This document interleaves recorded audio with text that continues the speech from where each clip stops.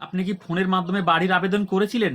দেখুন আপনি বাড়ির টাকা পাবেন কি না বা বাড়ির লিস্টে আপনার নাম আছে কি না আপনি কিভাবে চেক করবেন? আপনার হাতে থাকা ফোনের মাধ্যমেই চেক করতে পারবেন।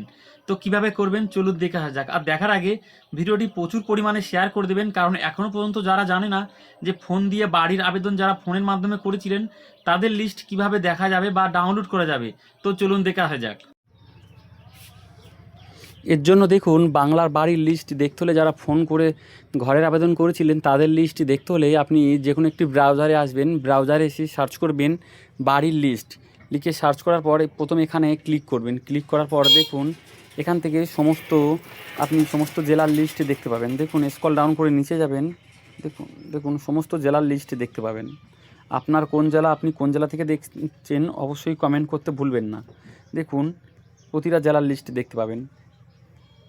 আর একটু স্ক্রল ডাউন করলে দেখুন যারা ফোনের মাধ্যমে আবেদন করেছিলেন ফোন করে সরাসরি, দেখুন লেখা আছে এখানেই পরিষ্কার লেখা আছে সরাসরি মুখ্যমন্ত্রীর বাড়ির লিস্ট ডাউনলোড করুন, ক্লিক হেয়ার। দেখুন এখানে ক্লিক করবেন, 2026 লেখা আছে, ওখানে ক্লিক করবেন। ক্লিক করলে দেখুন এই লিস্টটা কিন্তু প্রচুর বড় হবে, সেক্ষেত্রে আপনি কি একটু ধৈর্য ধরবেন। দেখুন এক্ষেত্রে এখানে অনেকটা সময় নেবে।